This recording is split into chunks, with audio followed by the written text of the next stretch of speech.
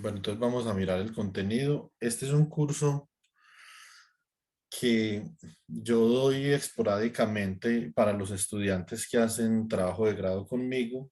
Eh, Naturalmente, aquí no vamos a tratar ni las funciones de Green desde una perspectiva ni cuántica, ni por fuera, ni cuántica a temperatura cero, ni por fuera del equilibrio, ni equilibrio, ¿cierto? Entonces, sino que es una introducción a los métodos de funciones de Green para uno poder ir construyendo la lógica de las funciones de Green mecánica cuántica, pero despuesito, ¿cierto? Entonces, esto es el primer paso, ¿cierto? Entonces, para construir sistemáticamente la teoría de funciones de Green en teoría cuántica de campos, pues tenemos que comenzar con la teoría clásica de la dinámica. Bueno, muy bien, mi nombre es Juan David Vázquez Jaramillo, yo soy docente de física teórica en la Universidad de Antioquia y profesor ocasional de tiempo completo. Lo que pasa es que todavía no he comenzado este semestre en la Universidad de Pamplona, ¿cierto? Entonces, bueno, muy bien. Entonces, digamos que las fechas están abiertas para discutir. Eso depende de cómo avancemos en el curso. Hay unos temas que son muy importantes tratarlos con mucha profundidad, entonces, digamos, ahí vamos viendo cómo nos va de tiempo. Entonces, digamos que esto es como un estimado. Eh, Veamos el contenido del curso, es más o menos el siguiente. Vamos a trabajar la teoría de la representación de funciones mediante series de Fourier. Esa es simplemente una forma para uno representar una función muy particular. Tienen que ser funciones periódicas si son con series de Fourier. Y si lo hacemos con análisis de Fourier generalizado, deben de ser funciones de espectro estacionario, ¿cierto? Hay formas de tratar funciones de espectro dinámico con Fourier, pero nosotros no lo vamos a ver acá en este curso, que es, por ejemplo, la transformada de Gauss, la transformada de Wigner-Bill o la transformada de Fourier en tiempo corto, ¿cierto? O funciones de ventana, pero eso, digamos, no lo vamos a ver en el curso, ¿cierto? Entonces vamos a ver funciones que tienen un espectro estacionario. Después vamos a introducir las funciones de Green para ecuaciones diferenciales ordinarias. Este es, digamos que un tema como intermedio, esto no es tan importante, pero sirve para uno hacerse una idea de qué se hace con funciones de Green. Más importante sería el tercer punto, que son funciones de Green en ecuaciones diferenciales parciales. Acá vamos a tratar la ecuación de onda mediante funciones de Green y vamos a obtener la teoría electrodinámica a partir de las funciones de Green o de la solución de los potenciales electrodinámicos en funciones de Green. Después vamos a ver teoría clásica de campos, ¿cierto? Esto es, digamos, el primer acercamiento a trabajar con funciones de Green en teoría cuántica de campos y tal vez, digamos, si la audiencia lo permite, vamos por lo menos cuantizar un campo, ¿cierto? Puede que no tratar una teoría cuántica de campos con todo el nivel de profundidad, pero sí podríamos, por ejemplo, cuantizar un campo, lo que llama la cuantización canónica. Este curso principalmente está orientado a mis estudiantes de electrodinámica, entonces vamos a ver el electromagnetismo como una teoría clásica de campo, ¿cierto? Entonces después vamos a ver modelos en el espacio de estado y dinámica no lineal, porque es importante la dinámica no lineal, cómo depende la dinámica no lineal de las condiciones iniciales, ¿cierto? Y qué, qué tipo de información se puede extraer, por ejemplo, de un atractor, ¿cierto? Si el tiempo lo permite y si la audiencia lo quiere, les puedo enseñar a implementar simulación de sistemas físicos mediante computación analógica. Esta computación es muy rápida, es muy veloz, pero digamos requiere algún conocimiento de sistemas electrónicos analógicos que posiblemente ninguno de vosotros haya explorado, porque pues eso no es menester de la física, ¿cierto? Entonces, pero pues no sabría, eso depende del programa académico, seguro en Unipamplona no, pero pues no sé en las otras, y no creo que en la Universidad de Antioquia tampoco, pero no sé en las otras universidades, ¿cierto? Habría que explorar. Pero si ustedes quieren, podemos explorar esta parte, ¿cierto? Bueno, muy bien. Entonces, para la representación de funciones y series de Fourier, Vamos a hablar de espacios funcionales. Todo es muy básico porque queremos primero construir, digamos, una lógica matemática para trabajar con eh, teorías de la dinámica. Vamos a hablar de la representación de una función y la periodicidad. Después vamos a mirar la ortogonalidad de la base trigonométrica y de las series de Fourier. Vamos a ver la base compleja para Fourier y la transformada de Fourier, ¿cierto? Que la consideramos como el caso particular en el que el periodo de una función tiende a infinito. Entonces vamos a mirar cómo se evalúan los coeficientes de Fourier, vamos a mirar unos casos particulares y veremos el teorema de Parseval. Es un teorema muy importante que está asociado con el contenido de energía de potencia de una función. Vamos a mirar unas aplicaciones a sistemas lineales y a problemas de valor en la frontera, ¿cierto? Digamos, principalmente el más conocido sería el problema de una onda en una cuerda tensa. Listo. Bueno, ¿alguna pregunta o eh, alguna pregunta o inquietud alrededor de este primer tema? Si quieran discutir, comentar. Profesor, no en cuanto al contenido, sino en cuanto al tiempo de la duración de este primer tema. Esto es más o menos como unos 7 días. Más o menos como un día por tema. Particularmente acá en series de Fourier. Eso no va a ser igual para todos los temas. Eso depende de la importancia que le vayamos a dar al tema. ¿Sí me explico?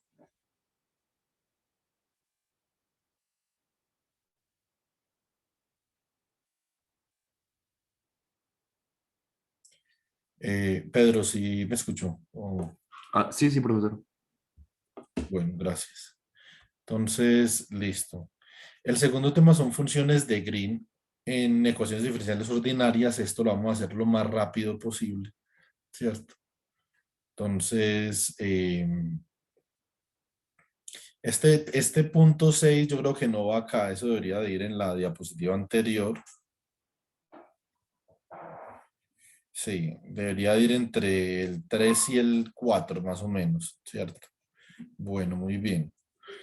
Entonces acá vamos a mirar lo que es la respuesta impulsiva y las integrales de convolución, la solución particular a un oscilador armónico amortiguado, ¿cierto?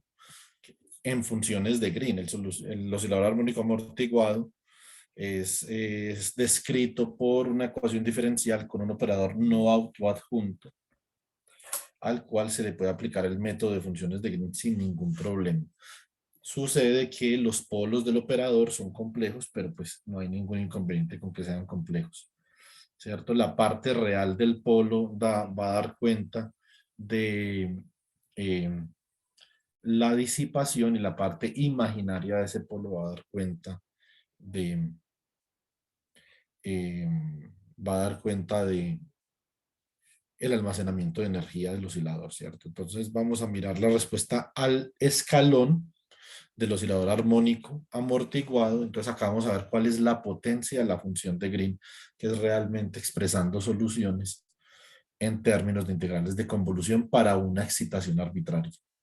Vamos a mirar el oscilador de Lorentz como un caso particular de la disipación y entonces con esto terminaríamos este tema. Yo me imagino que este tema pueden ser más o menos unos 3 días, pues no creo que más de 3 días. Sería difícil que uno se tardara más de 3 días en este tema porque este tema es relativamente simple. ¿Preguntas al respecto del tema?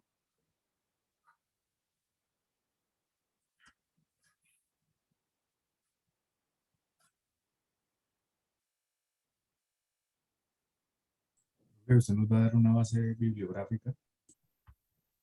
¿Cómo?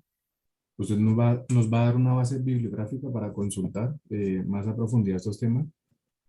Sí, yo les voy a ir pasando unos recursos bibliográficos en la medida que vaya avanzando el tiempo. Por ejemplo, para el primer tema, les voy a pasar ahorita un libro que se llama Análisis de Fourier. De hecho, lo tengo en español, de Hugh Pessu. Es un libro escrito por un electricista. Es un libro bastante bueno. Para la parte de funciones de Green en ecuaciones diferenciales ordinarias, les voy a pasar un libro que se llama Funciones de Green y aplicaciones en ciencias e ingeniería de Michael D. Greenberg. ¿Cierto? Entonces, y para las funciones de Green en general, ya sean en una dimensión o en varias dimensiones, les voy a pasar el libro de Hassani. Entonces, ahorita vamos a crear un grupo y nos vamos a pasar la información por ahí, listo. Vale, profe, gracias. Bueno, entonces, este es el tema, digamos que este es el plato fuerte del curso y que las personas que trabajan conmigo, básicamente, esta es la parte más importante del desarrollo conceptual del curso. Las otras cosas son, digamos que derivados de esta parte, que son las funciones de Green en ecuaciones diferenciales parciales, ¿cierto? Entonces nosotros vamos a trabajar la ecuación de Poisson y la memoria, ¿cierto? Como primer tema o subtema. Después vamos a mirar la respuesta al escalón para, bueno, realmente al escalón no, debe ser al impulso. Acá tengo que corregir. Esto debe ser impulse response for boundary value problems. Entonces eso es la respuesta al impulso de problemas de valor en la frontera. Después vamos a mirar las funciones de Green para la ecuación de Poisson en el dominio de Fourier. Vamos a mirar un poco de la transformada inversa de Fourier, por eso es importante que podamos explorar la transformada de Fourier, digamos, con cierta profundidad, porque esto se utiliza mucho en este tipo de problemas, porque estamos hablando de funciones con espectro estacionario, ¿cierto? Después vamos a mirar la respuesta de un campo eléctrico a una distribución de carga y cómo podemos calcular la ley de Coulomb y escribirla en términos de la función de Green, ¿cierto? Estos son temas de electrodinámica clásica 1, pero pues, digamos, no hace ningún mal repasar estos temas. Vamos a mirar entonces ya una parte de electrodinámica clásica 2 o de un segundo curso de electrodinámica clásica sería mirar, por ejemplo, las ondas escalares y vectoriales. Eh, en términos de la ecuación de onda no homogénea, ¿cierto? Entonces, estas ecuaciones no quedan en términos de campos eléctricos e inducción magnética, sino que quedan en términos de potenciales, ¿cierto? Y con las ecuaciones para la invarianza, entonces nosotros podemos calcular el campo eléctrico y la inducción magnética directamente, ¿listo? Bueno, muy bien. Seguimos con la solución para problemas espaciotemporales en términos de funciones de Green. Este es el primer problema muy importante que uno debe de saber solucionar con funciones de Green para abordar problemas en mecánica cuántica. Este es el primero de los muchos problemas muy importantes. Entonces pueden subrayar, este es muy, muy importante. De acá nosotros vamos a poder definir el concepto de causalidad y lo que son las funciones de Green retardadas y avanzadas. ¿Cierto? Que básicamente la función de Green retardada es es una respuesta impulsiva, ¿cierto? Una respuesta impulsiva que nos permite estudiar la propagación progresiva en el tiempo de un sistema físico y la avanzada, la propagación regresiva en el tiempo. Hay una aplicación bastante importante en electrodinámica clásica que son las ecuaciones de Jeffy-Menko. Las ecuaciones de Jeffy-Menko son una generalización para la ley de Coulomb y para la ley de Biot-Savart, que ustedes bien saben que solamente aplican cuando los campos no varían con el tiempo. Si el campo variara con el tiempo, la ley de Biot-Savart y la ley de Coulomb no se podría aplicar, no por lo menos en la forma convencional como uno lo hace, ¿cierto? Entonces, digamos que habría que introducir algún tipo de correcciones de orden temporal o de orden dinámico para las expresiones del campo eléctrico y la inducción magnética. Bueno, ¿alguna pregunta por acá?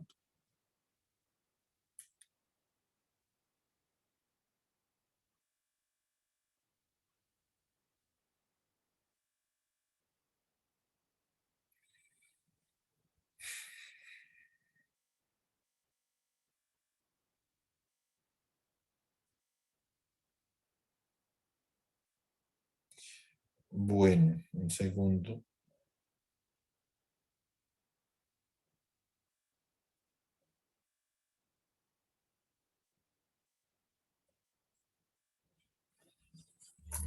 Listo. Esto yo estimo que este tema sean aproximadamente unos 12 días, ¿cierto? Este tema es un poquito extenso, sobre todo porque habría que, digamos, poner en contexto eh, algunos aspectos de la variable compleja para los que contestaron que no tienen variable compleja como prerequisito, ¿cierto? Entonces, esta parte tiene, o sea, no tiene mucha variable compleja, pero pues tiene algo de variable compleja, ¿cierto? Entonces, no es pues el bastión de la variable compleja, ¿sí o no? Entonces, yo, por ejemplo, para variable compleja, digamos, hay dos libros que los pueden introducir a ustedes de manera relativamente express en los temas de variable compleja que necesitan, ¿cierto? Que básicamente son dos. Son integración compleja por el método de los residuos, ¿cierto? Eso es importante. Y el segundo tema de variable compleja sería las ecuaciones de Cauchy-Riemann y la analiticidad de una función en plano complejo, ¿sí? Entonces, yo les recomendaría el libro de Yue, Quen Kwok, y el libro de Churchill, de Jim Churchill, ¿cierto? Entonces, yo se los voy a mandar más tardecito para que ustedes puedan tener la referencia para que vayan estudiando para este tema. Bueno, muy bien. La parte de teoría clásica de campos, básicamente la voy a combinar con lo que vamos a ver en el curso de mecánica clásica en la Universidad de Antioquia, que sería algo así. Lo que pasa es que acá no estarían incluidos los talleres que yo hago en la Universidad de Antioquia, ¿cierto? Entonces, pues eso es como algo parecido. Y sería, digamos, muy expresa, ¿cierto? Entonces, a no ser de que algunos de ustedes quieran asistir a las clases de teoría clásica de campo en la Universidad de Antioquia, yo le pediría a mi grupo de electrodinámica clásica que asista a esas clases, ¿cierto? De hecho, mm, estoy coordinando los horarios para que se puedan asistir. Este es un punto importante porque el electromagnetismo desde una perspectiva formal es una teoría clásica de campo, ¿cierto? Entonces el electromagnetismo no es sencillamente digamos, una teoría empírica en donde André-Marie Ampère observaba algunos aspectos de los circuitos que portan corriente, ¿cierto? Y los generalizaban en algunas ecuaciones, sino que realmente desde la perspectiva más formal, el electromagnetismo es una teoría clásica de campo, ¿cierto? Entonces, digamos que esto es importante. ¿Cómo comienza uno a derivar una teoría clásica de campo? No, hay varias formas, ¿cierto? Entonces, esto es lo que en los libros de mecánica clásica, en los más convencionales, los más antiguos también, se les llama sistemas continuos, ¿cierto? Entonces, nosotros podemos considerar una línea, una cadena lineal de osciladores y considerar que hay un número de osciladores bastante grande en la cadena y tomamos el límite continuo, que es cuando la separación entre osciladores es infinitesimalmente pequeña, ¿cierto? Y esto nos va a dar una ecuación de campo de Euler-Lagrange, ¿cierto? Lo mismo que nosotros tenemos para partículas con las ecuaciones de Euler-Lagrange, más sin embargo, en este caso para un campo. Acá, digamos, sería bueno que nosotros ya hubiéramos podido discutir, sobre todo los chicos de electrodinámica clásica, hubiéramos podido discutir algo de relatividad, porque la teoría clásica de campo, en general una teoría de campo, es una teoría que no discrimina ni el espacio ni el tiempo, es decir, es una mirada conjunta del espacio y el tiempo, y eso es básicamente lo que hace la relatividad, ¿cierto? Entonces la relatividad es una teoría que considera los eventos espaciotemporales con el mismo rasero, pues, ¿cierto? Por eso es que la ecuación de Schrödinger, digamos, no es una ecuación relativista, porque la parte espacial viene dada por un laplaciano y la parte temporal por una primera derivada. Entonces, ahí hay, digamos, un problema de energía, y la corrección se puede hacer mediante la introducción de un término de energía relativista, como por ejemplo la raíz cuadrada de la energía en reposo de un electrón, que sería m sub 0 c al cuadrado todo al cuadrado, más el producto del momento por la velocidad de la luz al cuadrado, ¿cierto? Entonces, es un primer acercamiento que uno hace a la ecuación de Dirac. Después uno se puede acercar a la ecuación de Dirac mediante una teoría de campo, pero eso es un primer acercamiento. Y las teorías de campo entonces tienen esa característica, que tratan el espacio y el tiempo de manera unificada. ¿Sí? Bueno, entonces hay que pensar un poquito en el formalismo cuadrivectorial de la relatividad para poder hacer esto. Tenemos en la parte 3 las ecuaciones de Hamilton para campos. En la parte 4 vamos a hacer más que todo como una aplicación del modelo de los osciladores lineales, que son fonones, relaciones de dispersión fonónicas en la materia, ¿cierto? Entonces, en cadenas monoatómicas y diatómicas. Esto es más o menos como para entender, digamos, el modelo continuo en la materia condensada. Después vamos a escribir una teoría de campo para la ecuación de Schrödinger y vamos a escribir una solución para esa teoría de campo. Hay muchas cosas que uno podría hacer acá y muchas cosas que uno, digamos, podría decir, ¿cierto?, al respecto. Pero pues no nos da el tiempo para hablar de todo, básicamente, ¿cierto? Entonces nos da el tiempo para hablar de algunas cosas, pues no nos da el tiempo para hablar de todo. Entonces, ¿de qué cosas podríamos hablar? Por ejemplo, nosotros podríamos hablar sobre el modelo armónico en mecánica cuántica. Y digamos que para eso tampoco es, digamos, una cosa del otro mundo, ¿cierto? Eso simplemente es saber multiplicar matrices, ¿sí o no? Y saber que el producto de dos matrices no es conmutativo, ¿cierto? Entonces, no por lo menos en general. Y con eso tenemos, ya el resto es notación, ¿sí o no? Entonces, sí que nosotros podemos introducir el modelo de los osciladores cuánticos eh, en un curso de teoría clásica de la dinámica. No hay ningún problema. Es más, es hasta interesante uno poder ver cómo la relación de dispersión clásica y la relación de dispersión cuántica son exactamente iguales. Eso tiene una implicación interesante, y es que el sistema cuántico más clásico es el oscilador armónico, ¿cierto? Y los estados del oscilador armónico, por lo tanto, son los estados más clásicos posibles, que es lo que nosotros llamamos los estados coherentes de la luz, por ejemplo, ¿cierto? Entonces esto, digamos, es muy contextual acá dentro del curso poder discutir esta parte.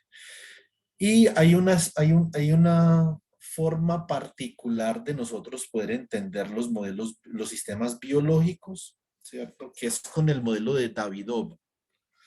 Entonces, con el modelo de Davidov nosotros podemos entender, por ejemplo, cómo es que algunas macrobiomoléculas, como pueden ser los ácidos nucleicos, las proteínas, eh, los lípidos, los carbohidratos, etcétera, pero digamos acá esto se trata más como de ácidos nucleicos, que son las moléculas más interesantes de investigar a nivel físico por su información, pero también son las más fáciles de modelar, ¿cierto? Entonces, las otras un poquito complicadas.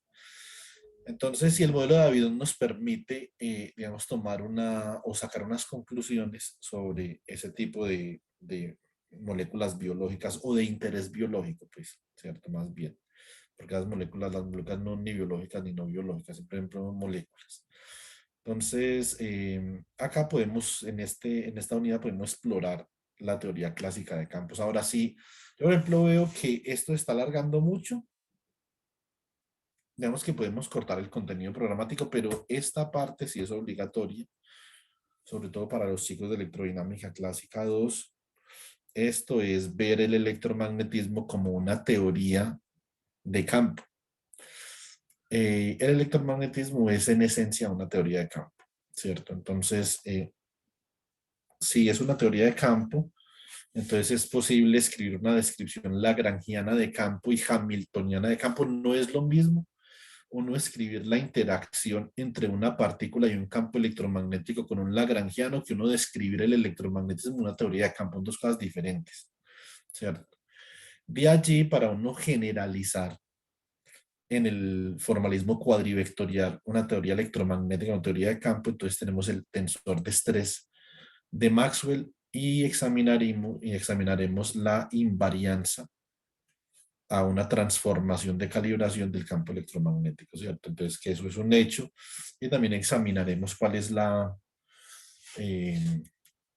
si la teoría clásica del electromagnetismo es invariante Lorentz o no, ¿cierto? Entonces, eso es un punto importante. Bueno, ¿alguna pregunta?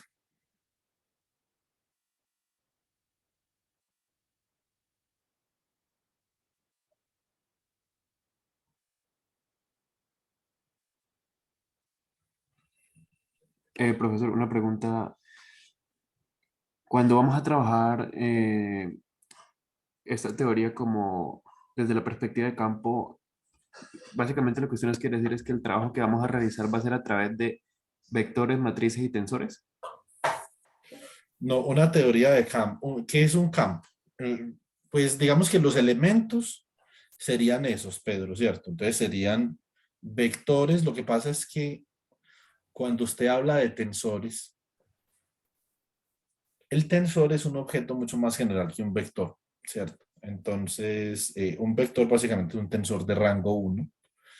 Y si usted, por ejemplo, utiliza la notación de índices para evaluar productos, por ejemplo, productos cruz, productos vectoriales, entonces es mucho más sencillo, por ejemplo, usted simplificar una expresión. Entonces, digamos que en ese orden de ideas, el tensor incluye tanto las matrices como los vectores. Entonces, es como una agrupación mucho más amplia. Entonces, en términos de las herramientas para trabajar con la teoría clásica de campos, y el tensor, digamos, sería la herramienta fundamental. Ahora, el campo simplemente es un objeto matemático que cambia con el espacio. Digamos que esa es la forma más simple para no ver un campo. Digamos, uno ya le puede poner todo lo que uno le quiera ahí encima, pero realmente no es nada más que eso, ¿cierto? Entonces, eh, mm, bueno, entonces, y en ese orden de ideas, Pedro, básicamente que lo que usted va a tener es que la teoría de Maxwell, las ecuaciones de Maxwell van a ser un tensor, ¿cierto? Van a ser un tensor cuyas componentes son el potencial vectorial y el potencial escalar, ¿cierto? Y el campo eléctrico y la inducción magnética. Entonces, eso es una teoría de campo para el electromagnetismo. Entonces, digamos que ahí el ingrediente principal sería el tensor, ¿sí me explico? Sí, profesor, entiendo, gracias. Bueno,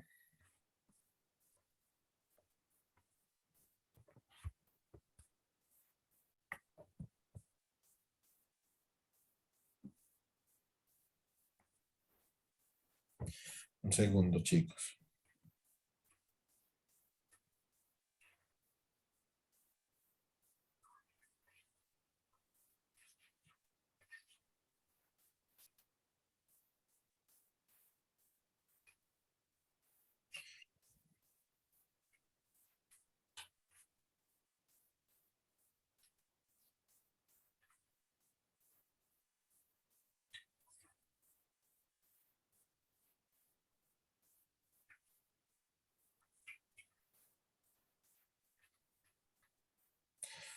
Es que me están trayendo la comida un poco tarde y apenas me están escribiendo, qué pena.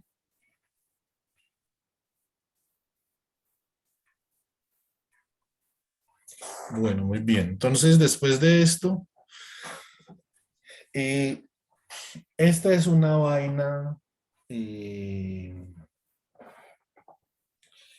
que esta es una vaina súper importante para un físico, sobre todo por la cantidad de información que uno puede extraer de un sistema. A y B, por la diferencia que hay entre la dinámica lineal y la dinámica no lineal, ¿cierto? La dinámica, ah, la dinámica es principalmente el tema de estudio de nuestros grupos de investigación tanto en la Universidad de Pamplona como en la Universidad del Valle, nosotros estudiamos la dinámica y estudiamos dinámica estacionaria y dinámica no estacionaria, ¿cierto? Entonces hay dos tipos de dinámica, nosotros vamos a ver. Eso significa, por ejemplo, que cuando uno... Buenas noches, que esté muy bien, ¿no? Que Dios los guarde y los bendiga, que Dios los proteja, que estén muy bien y que mañana Dile ahí, dije el micrófono, por favor. dolores. Muchas gracias. Listo, entonces, por ejemplo, cuando uno dice, yo estoy analizando un sistema y el sistema no cambia con el tiempo, digamos que eso físicamente es algo muy ambiguo e inexacto, ¿cierto? Porque todas las vainas en el mundo cambian con el tiempo, ¿sí o no? Uno, no importa qué tan jodido se sienta uno en una situación particular, hay algo que está cambiando con el tiempo. No, yo estoy lo mismo que ayer, no hay algo que cambia con el tiempo, ¿cierto?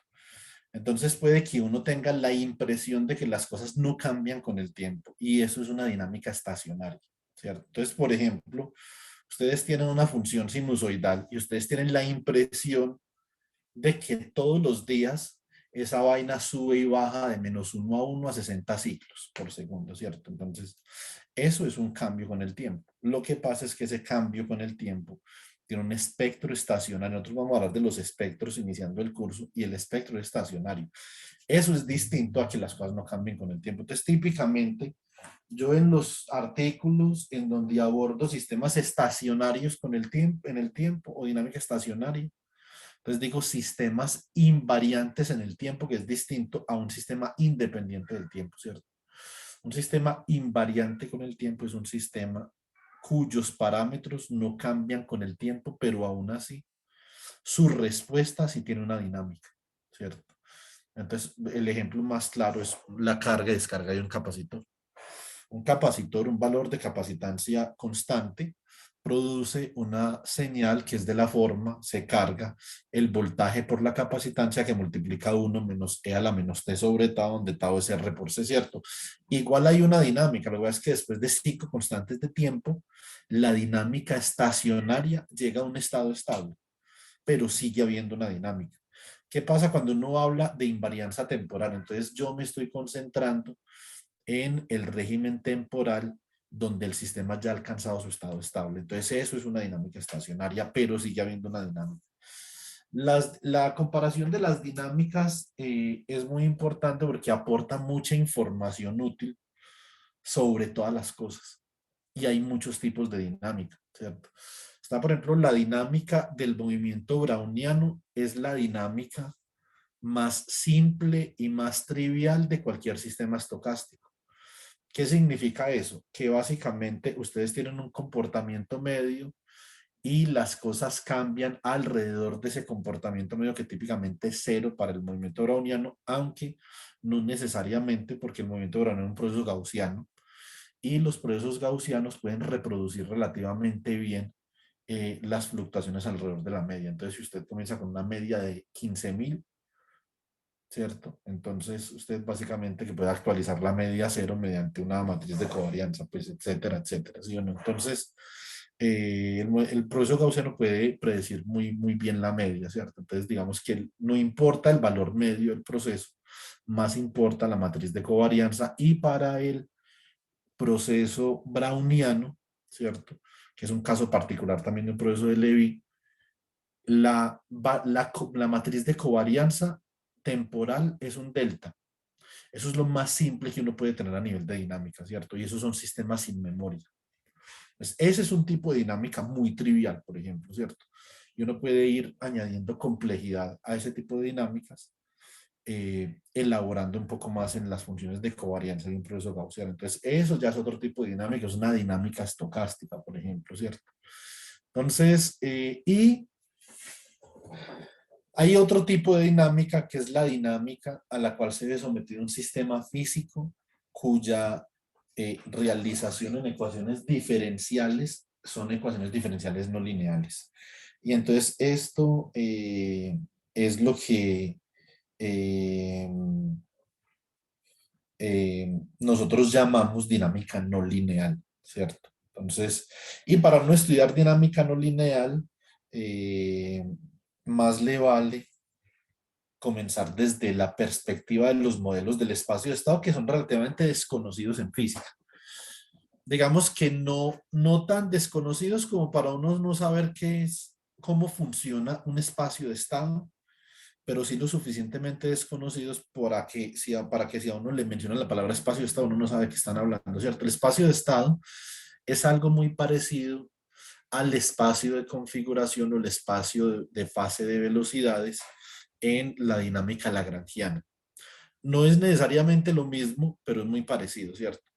Entonces es básicamente un espacio cuya base, la base que genera el espacio de funciones, son el conjunto de variables que almacenan energía. Eso, digamos, es muy parecido al caso del lagrangiano, ¿cierto? Porque en el lagrangiano, ¿cuáles son las variables que generan la dinámica? Básicamente que las posiciones las posiciones sin ligadura y las velocidades sin ligadura, ¿cierto?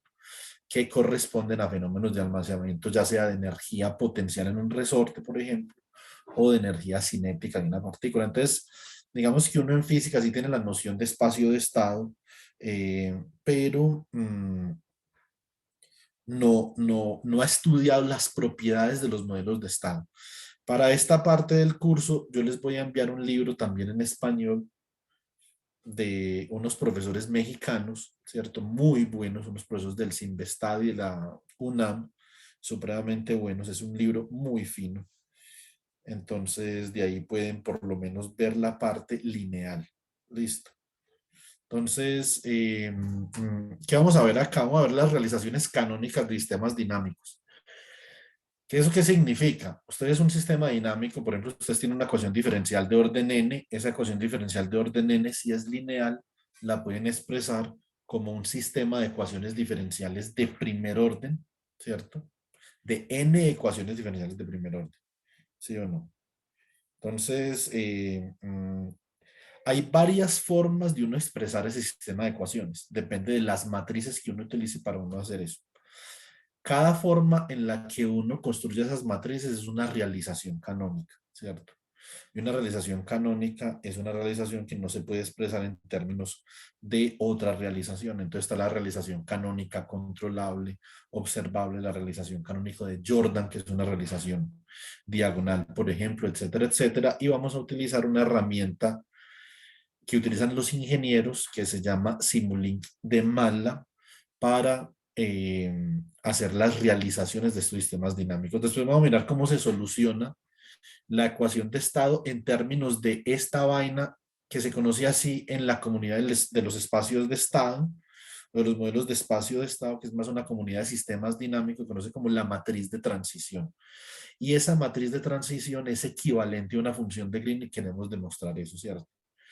Entonces, cuando nosotros veamos, por ejemplo, mecánica cuántica avanzada, vamos a ver que la función de Green en muchos textos la expresan relativamente parecida a la matriz de transición. Sobre todo, por ejemplo, yo soy ingeniero electrónico y tengo una maestría, bueno, yo hice mi maestría y mi doctorado en física, pero anteriormente tenía una maestría en ingeniería eléctrica, ¿cierto? En el área de instrumentación electrónica aplicada a la electrofisiología.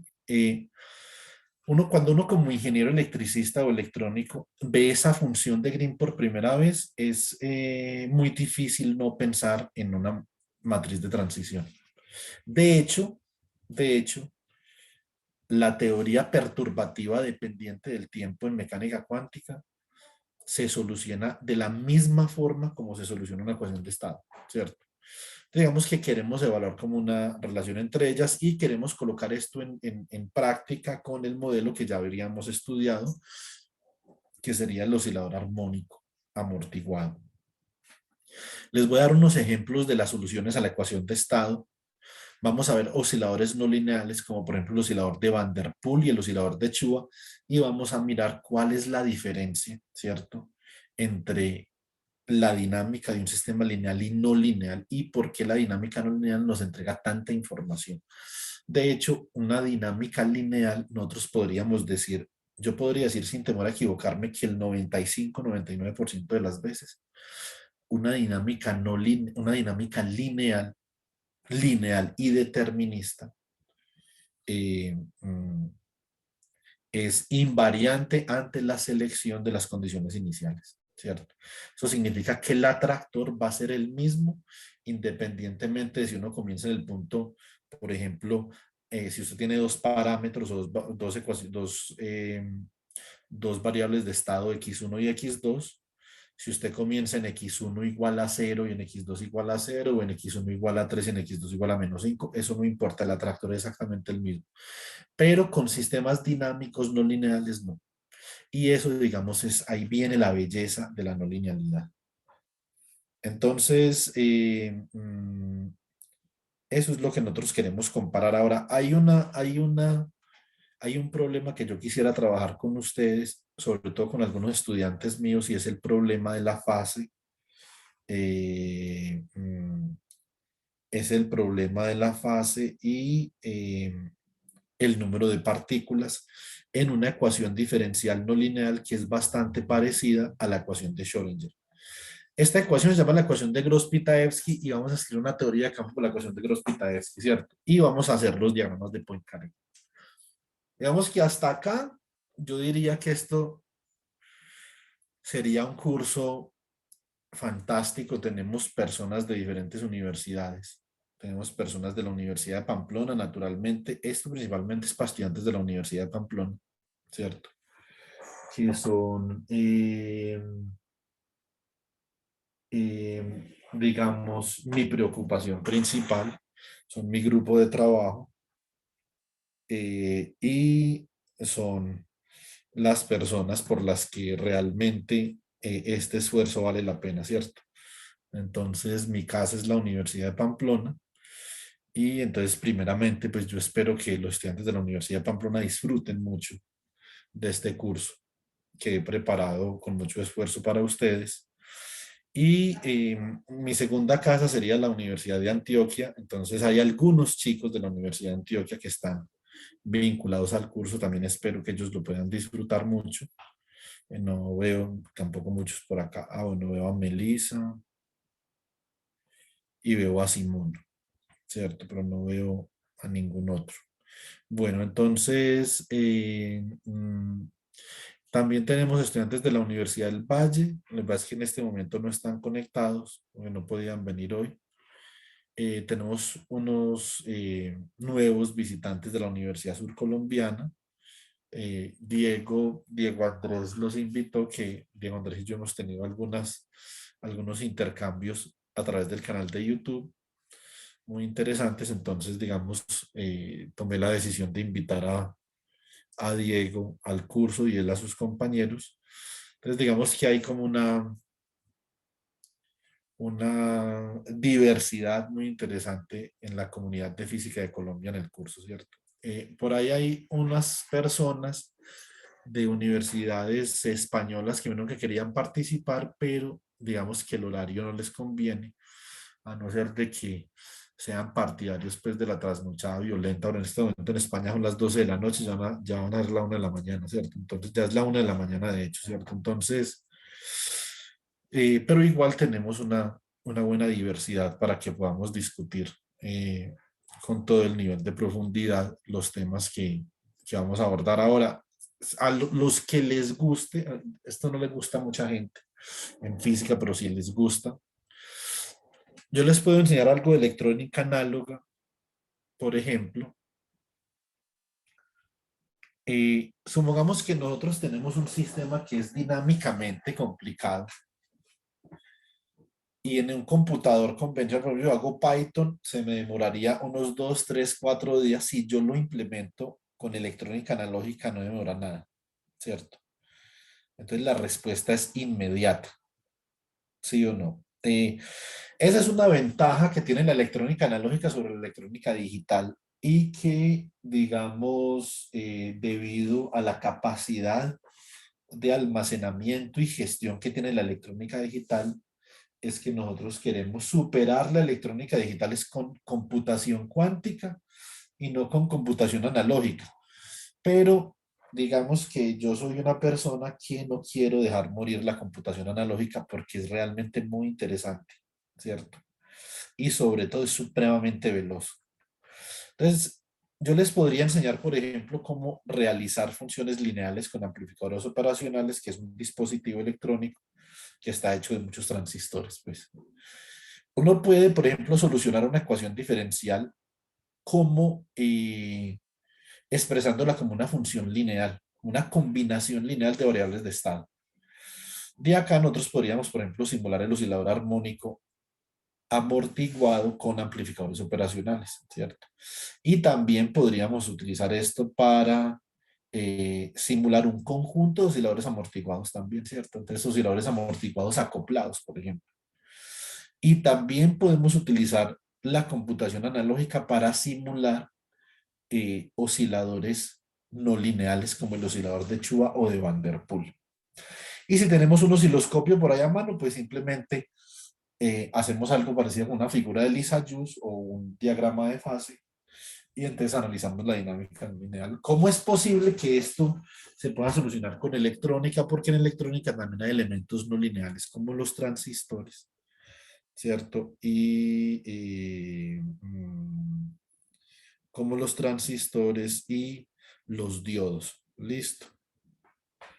Bueno, un segundo.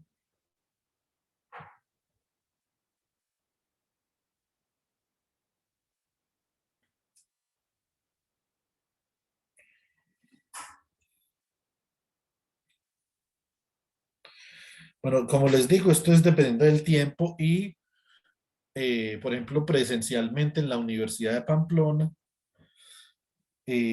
podríamos, digamos que inclusive implementarlo físicamente para que ustedes vieran cómo funciona, ¿cierto? Entonces, eso es una implementación eh, directa.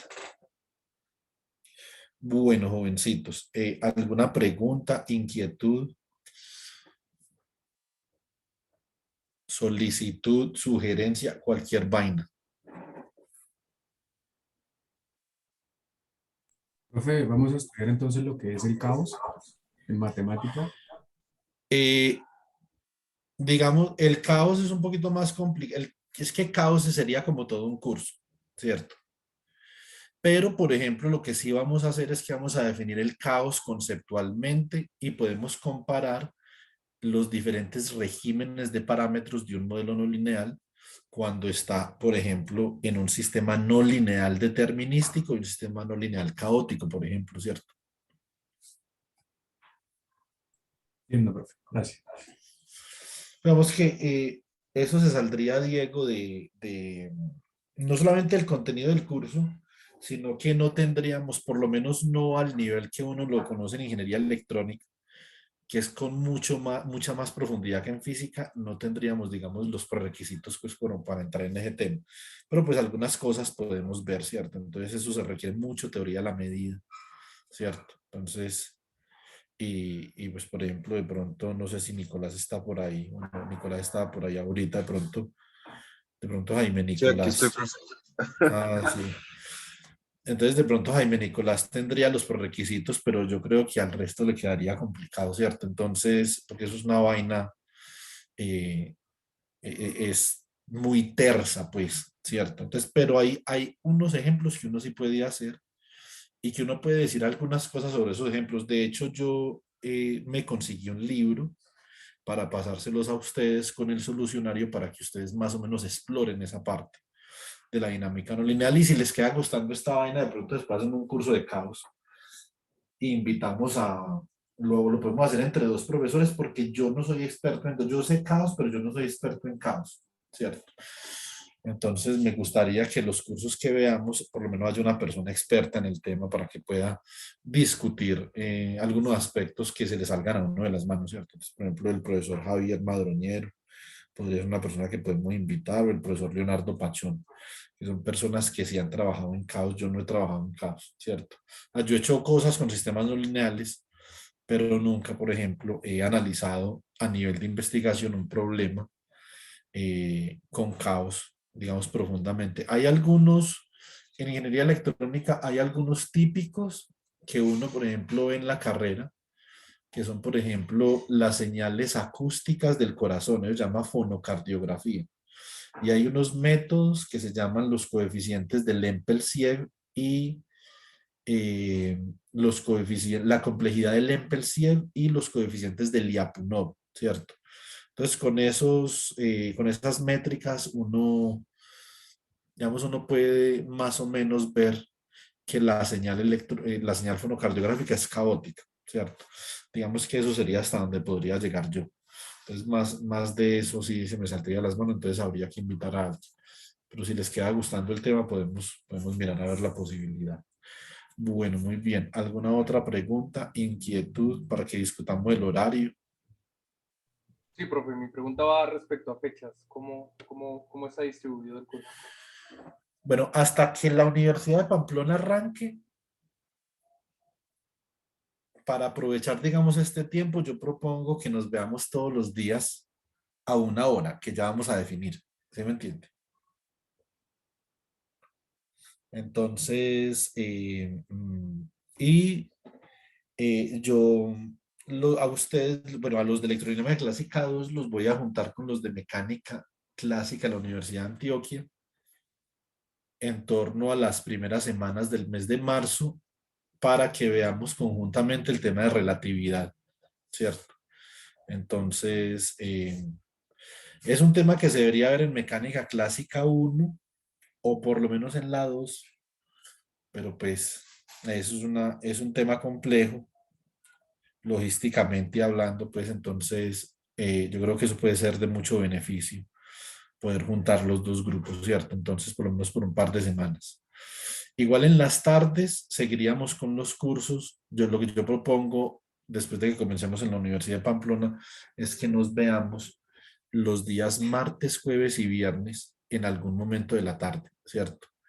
Entonces, hay un estudiante de la Universidad de Pamplona que no puede los viernes a las 6, ¿cierto?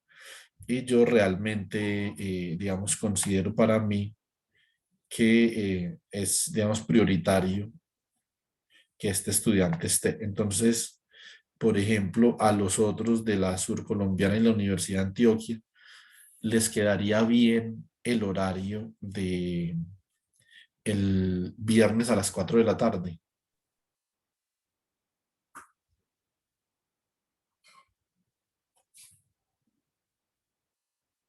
Profe, pues de parte de nosotros de la Surcolombiana, eh, estamos viendo una materia, pero nosotros nos falta como 2 semanas para, perdón, nos faltan 2 semanas para acabar el semestre. Así que eso sería mientras se acabara el semestre. Eh, pero como veo su merced está grabando las clases, nosotros nos adelantaríamos.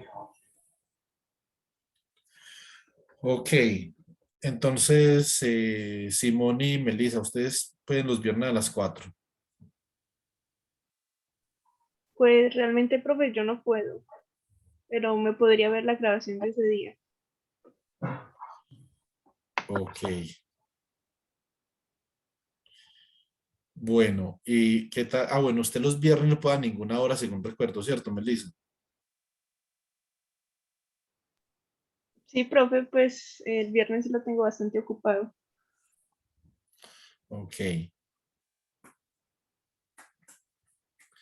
A ver, Profesor, el viernes a las 4, yo de hecho no puedo, usted no puede. porque tengo instrumentación electrónica. No, no, no, pero digamos que eso después lo podemos organizar. Lo que pasa es que Edilson, como reunión con Omar, me va a tocar que jalarle las orejas a Edilson para que le cambie la reunión a Omar. Profe, ahorita que terminamos un- un- una exposición que estaban haciendo en un seminario, nos comentó que nos íbamos a reunir mañana a las 4:30. Entonces, pues, creo que de pronto sí da el tiempo para llegar yo a las 6. Pero entonces no sé si vamos a dejar ese horario nosotros a las 4:30 o qué. Yo creo que es lo más probable. Dígale que lo deje a las 4:30. Sí, yo voy a hablar y le voy a comentar. Entonces, Entonces, por el momento, veámonos de aquí al 1 de marzo a las 6 de la tarde todos los días. Y digamos que el sábado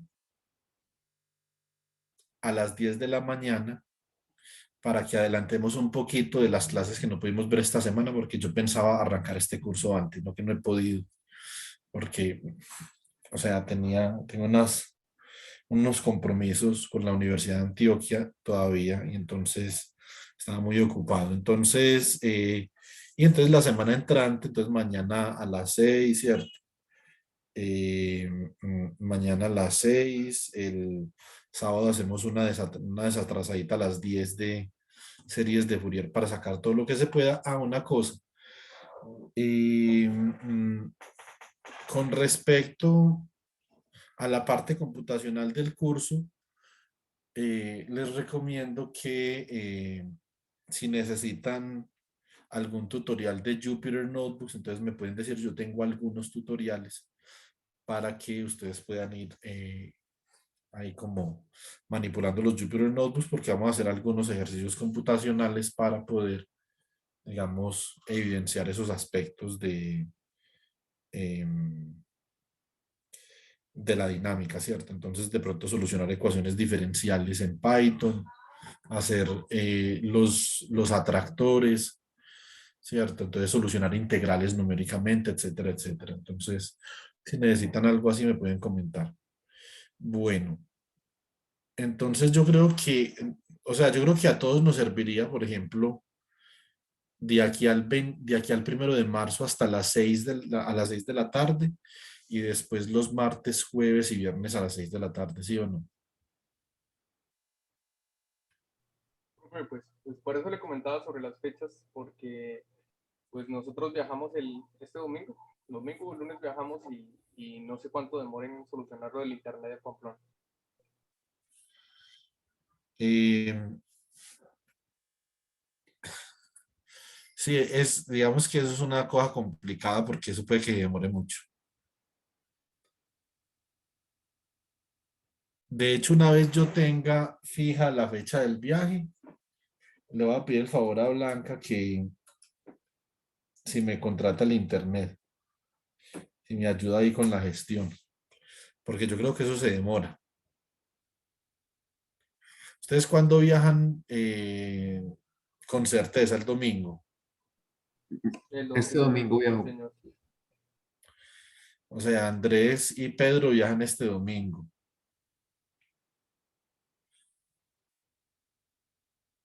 Muy posiblemente el Yo lunes. también. Sí, pues naturalmente María Fernanda también, ¿cierto? Entonces, porque me imagino que le sale más barato el pasaje entre dos que día uno, ¿no? ¿O cómo es esa vaina? Lo mismo, profe. ¿Así? Ah, es que se van en bus. Sí, claro. Ah, yo pensé que habían alquilado un carrito.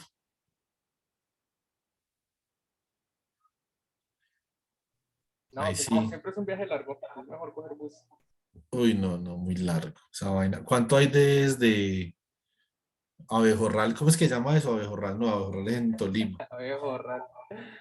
Cuba Rally. Cubarral. ¿Cuánto hay de Cubarral a Pamplona? En un buen viaje, 18 horas. Hmm, qué pereza.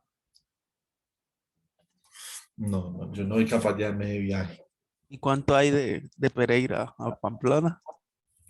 Como 20 horas. Y pues yo no me voy a ir por tierra a Pamplona. Usted va a viajar, va a volar, profe. Sí, claro, yo me voy en avión hasta Cúcuta y le pedí el favor a una profesora amiga mía que me recogiera en Cúcuta. No, no, no, de viajecito hasta Pamplona en carro. Ah, No, qué profe, mal. entonces tenemos el mismo viaje. Llegar de día a Pamplona, profe. ¿Por qué? ¿Por qué de día? Tienen las vías cerradas en la noche. Ah, no, sí, pues de seguro yo llego de día, pues yo creo que el vuelo a Cúcuta a llegar para las 2 de la tarde, ¿cierto? Entonces, pero pues trataré de llegar más temprano. Vamos a ver. De pronto si me voy en el vuelo de las 6 de la mañana, podría estar llegando a Cúcuta más o menos como a las 11, mientras uno hace la escala en Bogotá, pero pues no estoy seguro. ¿Qué decías vos, Pedro? ¿Qué qué? Que casi tenemos el mismo viaje. Yo Ibagué, Bogotá, Bogotá, Cúcuta. Ah, pero usted se va en avión. Ah, sí, señor. Ah, sí. Yo me iría por unos 15 días después de que usted se vaya. Entonces, eh, sí, entonces digamos que esa es como la cosa, porque eso desde Ibagué tendría usted que, uy, ese viaje debe ser maluco. Baja usted, tiene que subir por Letras, a bajar a Manizales y coger la ruta del Sol para Bucaramanga. No, qué pereza. Ese está más maluco que el mío.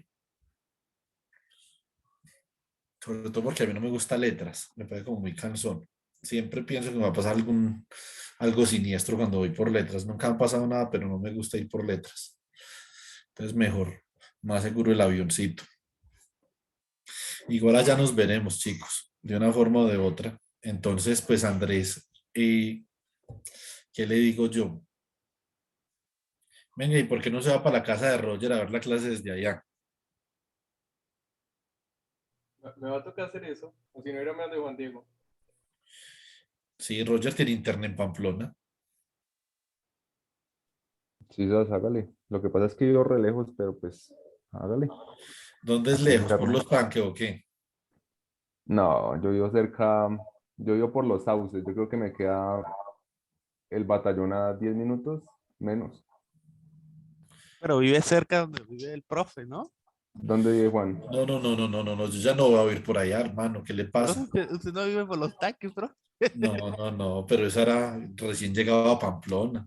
No, pero es que los tanques es lejísimos, eso ya se pasa. Usted iba por los tanques en serio. ¿Y en qué se Sí, iba yo para la iba por, universidad? sí, pues es que no me recibían en ningún otro lado. No pude conseguir habitación, ni casa, ni nada. Entonces, ahora gracias a Dios que una profesora me alquiló el apartamento de ella, porque si no, estaría, A pero cuatro llorando. cuadras más cerca de los tanques, dice. No, no, esa vaina queda lejísimo. No, no, no, pero tampoco.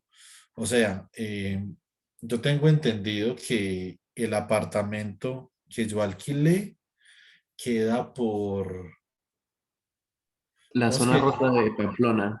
¿Y usted cómo sabe? Porque yo tuve clase con Blanca y ella nos dijo que vivía por ahí. Ah, ya. Nosotros ya Ah, tenemos ya. pisteado el apartamento, profe, sin haber Oiga. ido a Pamplona. No, profe, también es que yo vivo por ahí. Ah, sí. Ah, bueno, bacano. Me recoge cuando tengamos clase de 6. Yo paso entonces, pero a pie. Imagínate, no llega el profe. Ah, bueno, pero no. Andrés, ahí tiene algunas alternativas para que no vaya a perder las clases, viejo, que usted y Yo, yo yo, tenemos planes. yo me ubico, yo trato de ubicarme allá rápido para tratar de ver las cosas. Y de hecho Igual también tengo, queda registro, ¿no, profe? sí, Ok. tengo registro, y también tengo planes con María Fernanda, pero María Fernanda me volvió a escribir. Entonces, no sé en qué va la propuesta, Mafi. Tenemos que conversar en estos días. Sí, profe, pues nada más es que me diga. Pues yo no sé usted cómo anda de tiempo. Paila, pero igual, pues, Profe podemos hacer la siempre anda jodido de tiempo, siempre. nos reunimos a las 5 de la mañana, ¿cierto? No hay problema. Me va a hacer madrugar, pero pues si toca, toca. No, mentiras, tampoco a las 5, pero pues nos reunimos temprano. Yo le estaba avisando en estos días, listo. Listo, profe. Bueno, entonces, yo sé es más o menos el horario, digamos que propongo para que todos tengamos la oportunidad de asistir. El curso va a ser completamente virtual, o sea, cuando estemos en Pamplona, si no hemos acabado, seguimos virtual a esas horas, ¿cierto? Entonces, digamos que esa es como la idea, pues. Entonces, no sé si tienen alguna otra pregunta, quieren discutir algo, sugerir algo. Profe, excúseme si le oí mal, son todos los días, literalmente, de domingo a domingo a 6 de la tarde. No, no, no, a domingo no. Imagínese, O el sea, domingo el profe es sagrado. Eso no lo toca de, para nada. Ah, vale. de lunes, de lunes a viernes a las 6 hasta el 1 de marzo, ¿cierto? O sea, no incluyendo el 1 de marzo, el día antes del 1 de marzo. Que imagino yo que es el 28 de febrero o el 21, es que no sé si hay 28 o 29 este mes. Entonces, pero este sábado voy a reunirme con ustedes, con los que puedan y quieran, para adelantar parte del tema de series de Fourier y mirar a ver si comenzamos a calcular algo en Python, ¿cierto? Por lo menos hacer, digamos, las gráficas de las series de Fourier, ¿cierto? Considerando diferentes armónicos. Eso es un problema realmente sencillo. Y después entonces podemos mirar, por ejemplo, la transformada de Fourier para uno de esos pulsos, ¿cierto? Entonces, verificamos que el orden de magnitud de los armónicos sea el orden de magnitud de los que hemos calculado, ¿cierto? Entonces, eso pues es relativamente sencillo. Y que la semana entrante ya estemos más como en el tema del teorema de Parseval, funciones, ¿cierto? Mapeos. Nosotros los físicos, todas las transformadas para nosotros son un mapeo de un espacio a otro, ¿cierto? Entonces, digamos que hay que construir mucho la noción de mapeo, por ejemplo. Eso sería algo que de pronto nos cuesta como, o nos va a tomar cierto tiempo, ¿cierto? Entonces, bueno, chicos, eh, mm, podríamos, por ejemplo, en estos minutos que nos quedan algunos minutos, podríamos hablar un poquito sobre ortogonalidad de funciones, ¿cierto? Como para aprovechar ahí. Entonces, regálenme un segundo. Yo me conecto desde mi super tablet.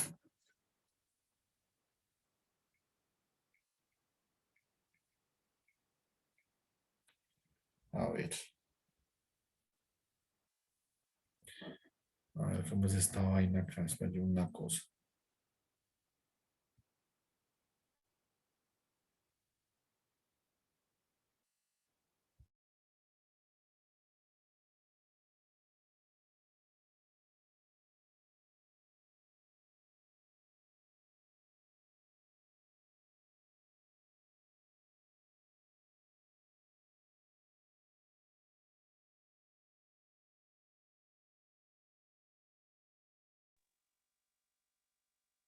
Listo. Yo creo que ya. A ver.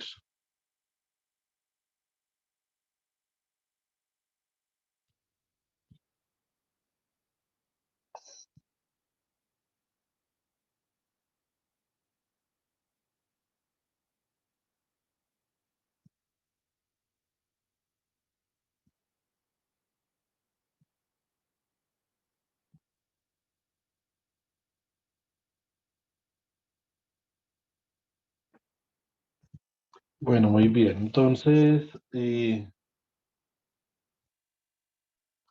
tenemos una cosa. Entonces, por ejemplo, vamos a mirar ortogonalidad de funciones, ¿cierto?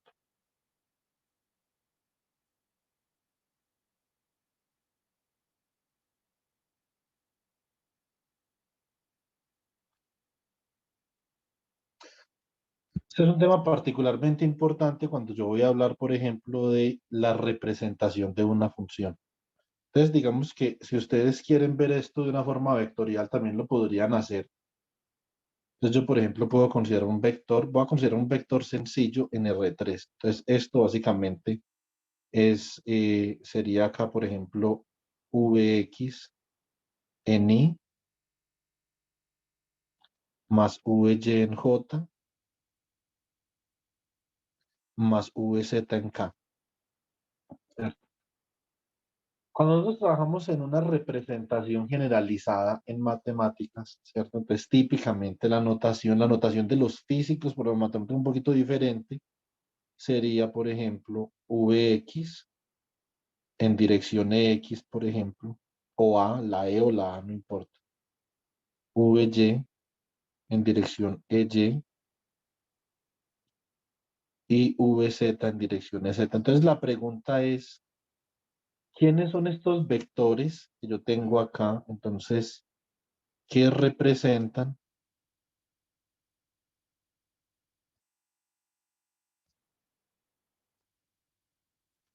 X, Y y Z. Entonces, esto es la base de un espacio vectorial euclidio en R3, ¿cierto? Entonces,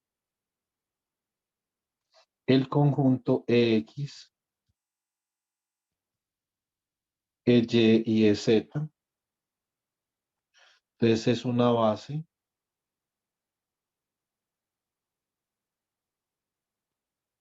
para un espacio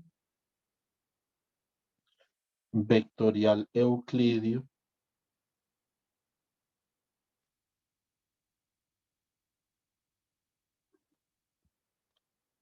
en R3, ¿cierto? ¿Por qué es importante una base? Una base es importante porque en espacios lineales una combinación lineal de una base genera cualquier elemento del espacio, ¿cierto? Entonces, supongamos que este R3 sencillamente es un espacio vectorial, va a llamar V, ¿cierto? Entonces, si se cumple lo siguiente, entonces, si X,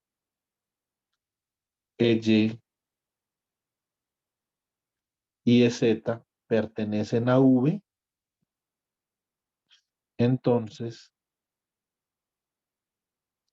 una combinación lineal, toda combinación lineal, toda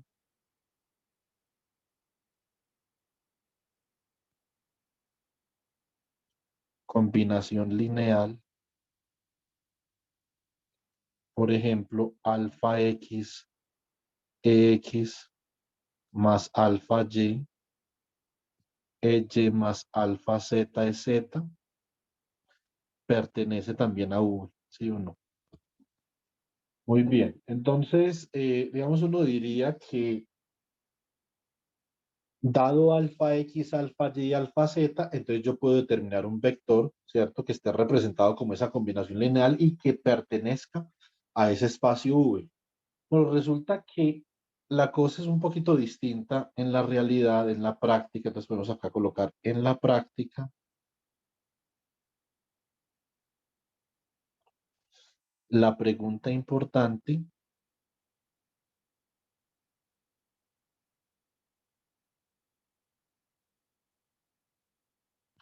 es, entonces, ¿cuál es la pregunta importante? Dado un vector, ¿cierto?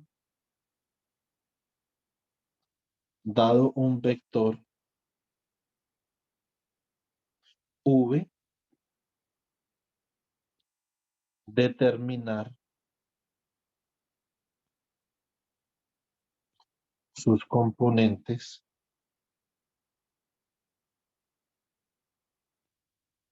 Vx, Vy y Vz. ¿Por qué esto es importante? Porque realmente V, uno no sabe si está buscando Vx, Vy o Vz o otra cosa hasta que uno no decide representar el vector. Voy a explicar con un gráfico. Esto es muy importante, sobre todo en mecánica cuántica. Nosotros típicamente los físicos tenemos como principio que la física debe de ser independiente de la representación y nosotros podemos cambiar entre representaciones, ¿cierto? Entonces, por ejemplo, en este momento, yo simplemente voy a dibujar un punto acá, ¿cierto? Yo voy a dibujar un punto acá y ese punto, todo punto es un vector, ¿cierto?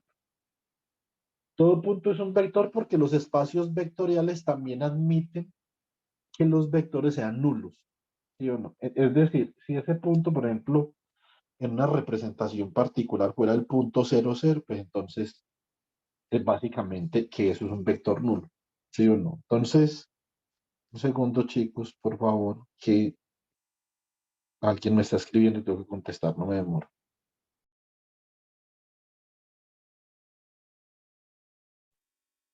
Listo. Entonces, Eh, ahora, hasta que yo no defina cómo voy a llegar yo desde el origen de coordenadas hasta este punto, eso es un vector abstracto, ¿cierto? Es decir, yo no he representado el vector. La abstracción de un vector puede significar muchas cosas. Entonces nosotros en este curso, cuando hablemos de un vector abstracto, vamos a hablar de un vector que todavía no es representado, ¿cierto? Por ejemplo, yo podría representar este vector de esta forma. Yo puedo definir este vector como una distancia R que hay desde el origen hasta ese vector, pero esta distancia, como esto es un punto en el espacio tridimensional, esa distancia no me sirve para representar el vector. Necesito por lo menos otras dos coordenadas para poderlo representar. Entonces lo que yo voy a hacer es que voy a proyectar este punto al plano XY, ¿cierto? Y entonces yo voy a decir que esta proyección de este punto al plano XY tiene una longitud de ρ y forma un ángulo phi con el eje X, ¿cierto? Ahora, ρ y phi al mismo tiempo no los puedo utilizar como parámetros para representar ese vector, porque ρ y phi están relacionados de alguna forma y recuerden que la base debe ser una base ortogonal para que pueda haber una representación completa. Entonces, después de mecánica cuántica van a ver que no todas las bases para representar un estado en mecánica cuántica son ortogonales. Digamos, eso tiene su explicación, eso se llaman bases sobrecompletas, ¿cierto? Pero si uno quiere una representación completa, la base tiene que ser ortogonal, por lo tanto voy a escoger el ángulo entre la línea que une el origen y el punto como otro parámetro. Entonces, este punto de acá lo voy a representar con una coordenada r, θ y phi, ¿cierto? Acá yo acabo de representar este vector, por lo tanto, este vector v, así como yo lo he representado, básicamente que es una componente en R, ¿cierto? En la dirección AR, por ejemplo. Puede ser la letra A o la letra E, eso no importa, utilicemos la E para que no se vayan a confundir. Más una componente B sub θ en dirección a θ, más una componente B sub phi en dirección a phi. Esto es en el caso particular en el que yo escoja una base esférica para representar el vector. Realmente la base es lo de menos, ¿cierto? Porque si ustedes cambian de base, simplemente van a cambiar los coeficientes de superposición, eso es todo. Pero yo de esta misma forma también podría representar este punto de acá, ¿cierto? Como si yo hago una proyección ortogonal al eje Z y yo mido cuál es la proyección al eje X de la proyección del punto sobre el plano y al eje Y, entonces yo podría igualmente representar este punto de esta forma. Un segundo, ay Dios santo. Van a dejar trabajar. A ver. Buenas tardes. Dígame.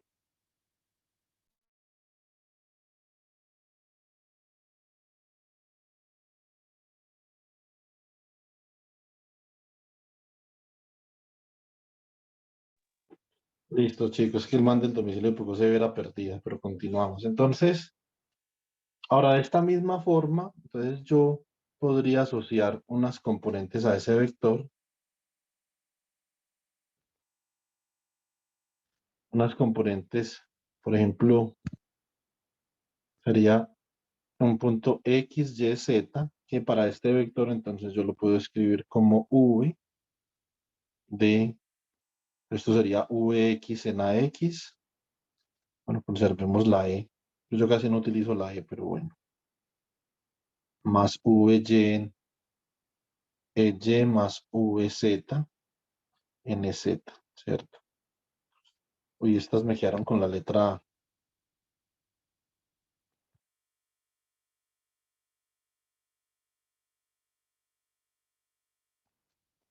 Entonces, básicamente, que yo tengo el mismo vector, pero está representado en dos bases diferentes, ¿cierto? Y yo puedo relacionar estas bases mediante una transformación de coordenadas, ¿cierto? Entonces, como esto es un espacio lineal, entonces básicamente que yo puedo decir que X, Y y Z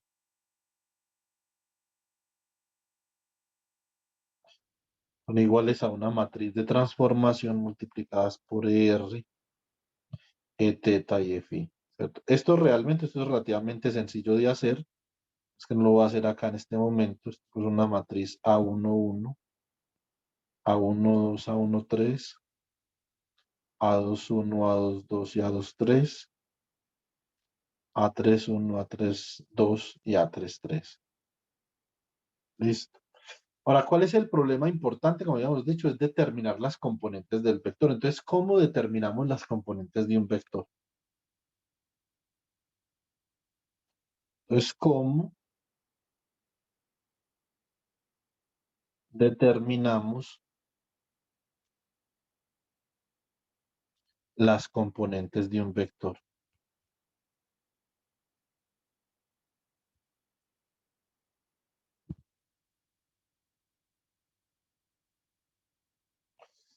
Muy bien. Entonces, por ejemplo, si yo tengo el vector v igual a v en x, nx, entonces escrito en esta base, v y n y más v z n z, entonces yo voy a hacer algo que conocemos como una proyección ortogonal, ¿cierto? Recuerden el teorema de la proyección de álgebra lineal, entonces va a ser una proyección ortogonal.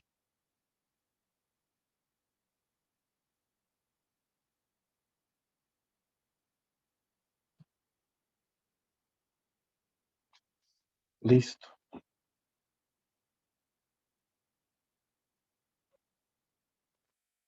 Entonces la proyección ortogonal, básicamente si yo, ¿cómo saco yo una proyección ortogonal? Con un producto punto, ¿cierto? Entonces el producto punto es básicamente una operación, es una aplicación en un espacio vectorial, ¿cierto? Después vamos a mirar un poquito más esa terminología, que es una terminología de análisis funcional. Podemos mirar un poquito más, pero entonces vamos a comenzar con lo más básico, que en R3, un mapeo o una aplicación que nosotros llamamos producto interior es un producto punto. O sea, un producto punto es el caso particular de un producto interior por un espacio euclidio, ¿sí o no? Entonces, y esto básicamente es Vxnx más Vyny más Vznz, producto punto con Ex. Acá si yo expando este producto punto, esto me va a quedar como Vxnx, producto punto X, producto punto X más Vy, producto punto entre Ey y X, más Vz, producto punto entre Ez y X, ¿cierto? Bueno, muy bien, por la propiedad de ortonormalidad de la base, esto es cero y esto también es cero, ¿cierto? Los productos puntos entre vectores ortonormales son cero. Entonces, esto es ortogonalidad de vectores y de acá yo simplemente puedo decir que este término Vx, la componente en X de este vector, como les digo, y esto es muy importante en análisis funcional, de pronto en álgebra lineal no es tan importante, o tal vez es importante, digamos, pero uno lo da por un hecho, pero en análisis funcional es muy importante.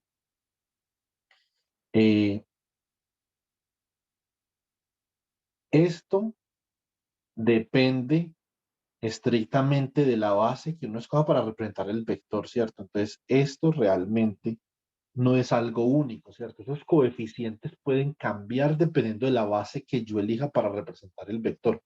En este caso estoy trabajando con una base cartesiana, pero lo podría haber hecho con una base esférica y ningún problema, ¿sí o no?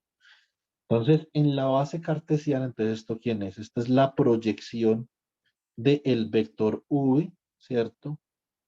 Sobre la dirección x, es decir, la dirección en la cual, o la dirección que está asociada con esta constante, dividido el producto punto entre x y x, ¿cierto?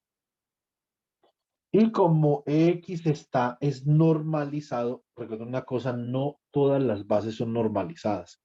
Eso depende de la aplicación particular que nosotros le queramos dar a una base, ¿cierto? Y nosotros, por ejemplo, en Fourier, la base no está normalizada, ¿sí o no?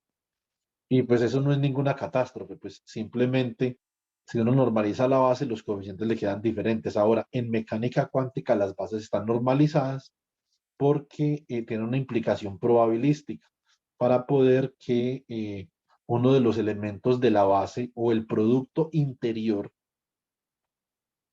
magnitud al cuadrado represente un observable, ¿cierto? Entonces, y si es la probabilidad tiene que ser unitaria si el sistema es cerrado. Si el sistema es abierto, como hay disipación de probabilidad, pues entonces tiene que dar menor que 1. Y todas esas reglas, todos esos axiomas y postulados deben de ir contenidos en la estructura del espacio de representación que uno usa para los vectores en mecánica cuántica, ¿cierto? Entonces lo mismo en un espacio de funciones. Bueno, muy bien. Entonces en este caso esto sería igual a el producto punto del vector con la base en dirección X, ¿cierto? Digamos que esto, lo que yo tengo acá,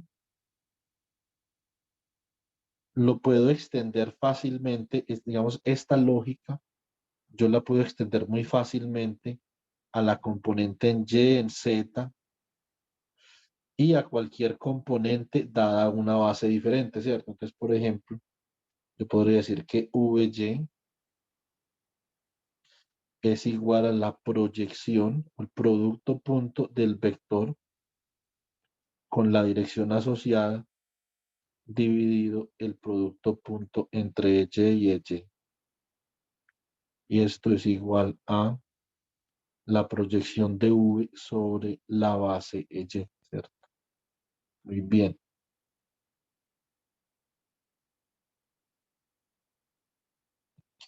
Este sería para el caso. Estamos mirando cómo se calculan las componentes de un vector, ¿cierto?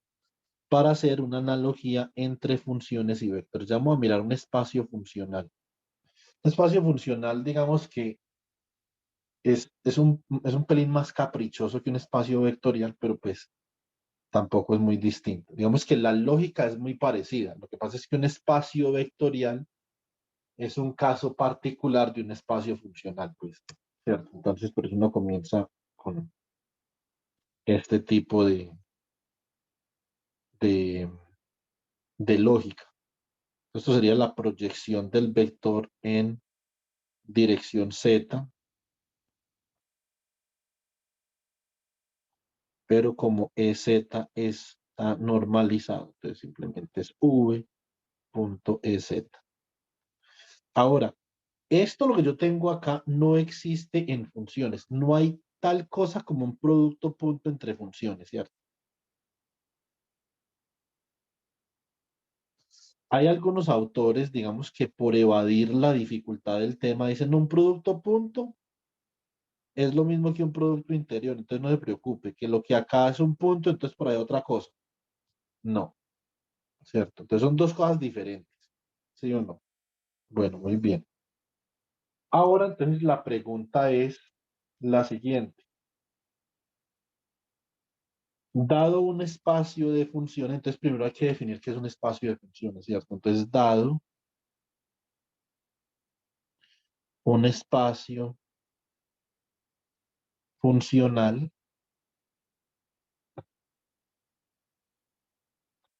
entonces determinar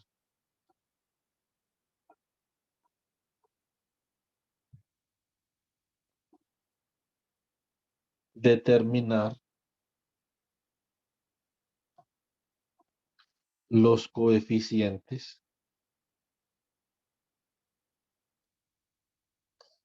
por ejemplo, digamos C sub m de forma tal que una función, por ejemplo, una función f de x se pueda representar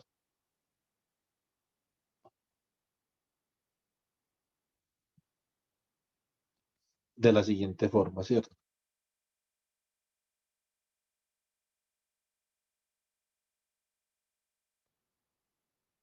Entonces, f de x, por ejemplo, podría ser, f de x podría ser la suma desde m igual a 0 hasta, digamos, un número n de bases de c sub m por phi sub m de x, ¿cierto? Donde phi sub m de x es la base del espacio funcional, ¿cierto?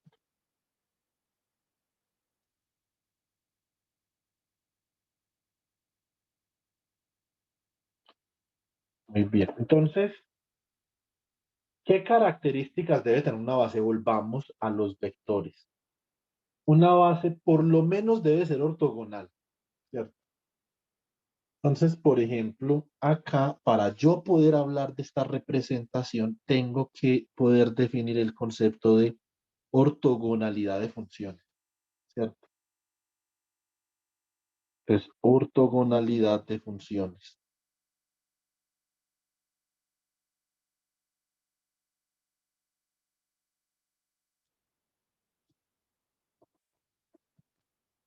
Entonces, por ejemplo, dos funciones,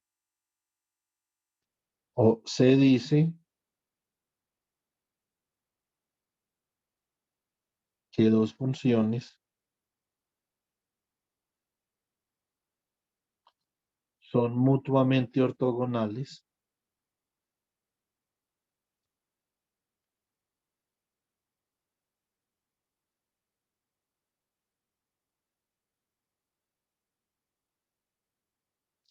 si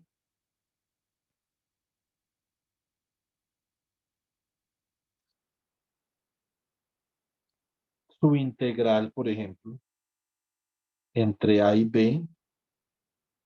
Voy a reescribir esta frase para ser un poco más preciso con una cosa. Su integral entre A y B, por ejemplo, de phi sub m de x asterisco por phi sub n de x, ¿cierto? Esto es igual a 0 para m diferente de n y es igual, digamos, a una constante k que obviamente va a depender de m y n, ¿cierto? Para m igual a n. Bueno, entonces en este caso, digamos, sería una constante, lo que sea kmn, pero bueno, entonces si n es igual a m, pues ustedes ya más o menos ven. Entonces voy a reescribir esta frase para ser un poco más preciso y menos ambiguo. Listo. Entonces se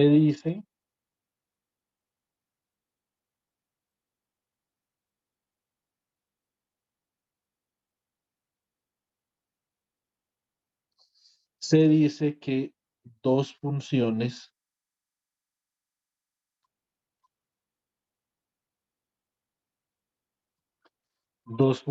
son, lo colocamos acá, dos funciones phi sub m de x y phi sub n de x son mutuamente ortogonales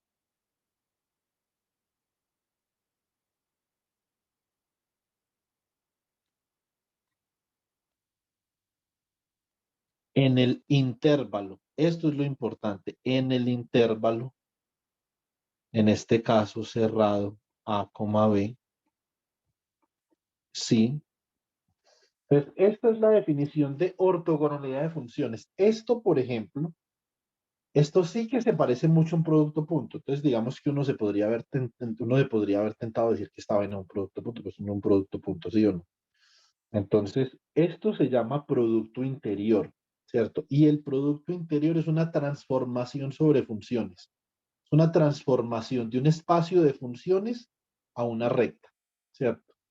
No necesariamente a una recta real, pero a una recta, ¿cierto? Entonces es un mapeo de un espacio de funciones a un número. Eso es un producto interior.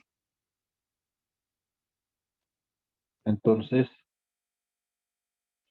esto es lo que nosotros conocemos como el producto interior en ese espacio de funciones, ¿cierto? Puede haber otro espacio de funciones particular en donde uno define el producto interior de una forma diferente, ¿cierto? Entonces, producto interior.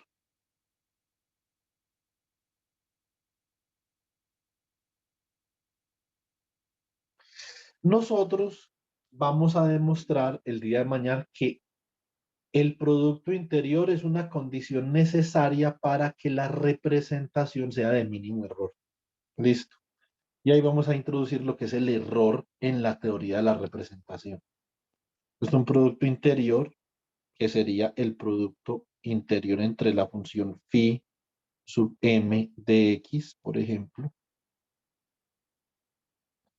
y phi sub n de x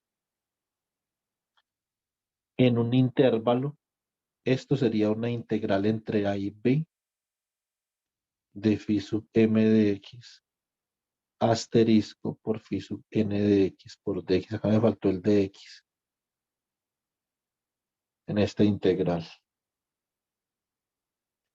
Colocar por acá, ¿cierto? Bueno, muy bien. Entonces, esto es un producto interior. Ahora, ¿qué es lo importante para yo poder determinar estos coeficientes de esta representación que yo tengo acá? Pues lo importante es yo poder, primero que todo, definir la base del espacio vectorial, ¿cierto? Entonces, primero definir base.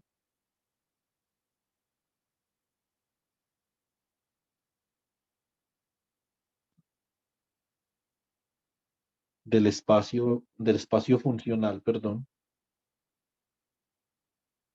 Entonces, eso es lo primero. Entonces, yo puedo, por ejemplo, definir la base que a mí se me ocurra. Recuerden que el 0 no es un elemento de una base, ¿cierto? Entonces, podría definir, por ejemplo, como base un 1, ¿cierto? Se me ocurre, a ver, se me ocurren muchas cosas acá, pero lo importante es que esta sea una base ortonormal, es decir, que el producto interior entre los elementos de la base tenga esta forma, ortogonal. Si fuera ortonormal, eso sería un delta, ¿cierto? Entonces yo puedo pensar, por ejemplo, bueno, esto podría ser, por ejemplo, coseno, ¿cierto?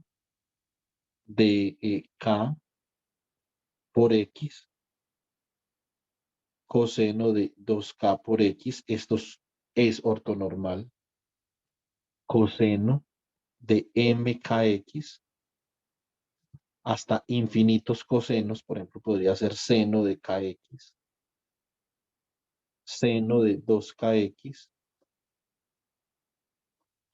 seno de NKX, hasta infinitos senos. Entonces esto sería una base de dimensión infinita, ¿cierto?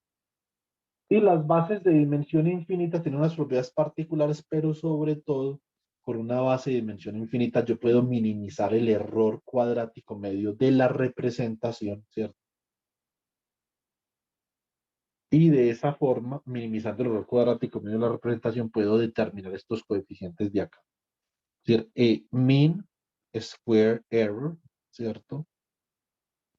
Esto sería, digamos que como algo así. Esto podría ser como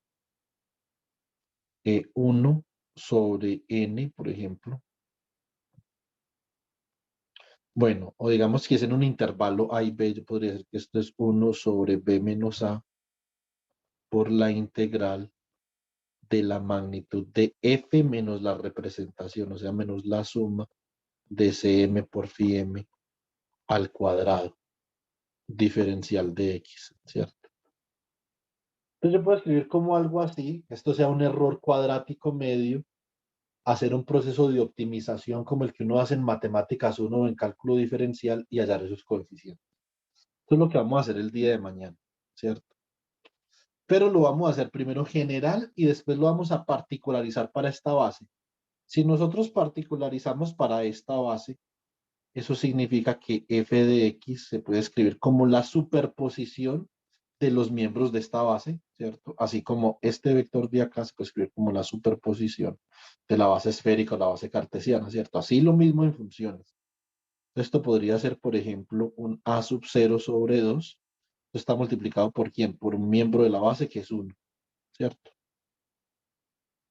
Más la superposición de senos y cosenos desde m igual a 1 hasta más infinito de, por ejemplo, a sub m por el coseno de mkx más b sub m por el seno de mkx.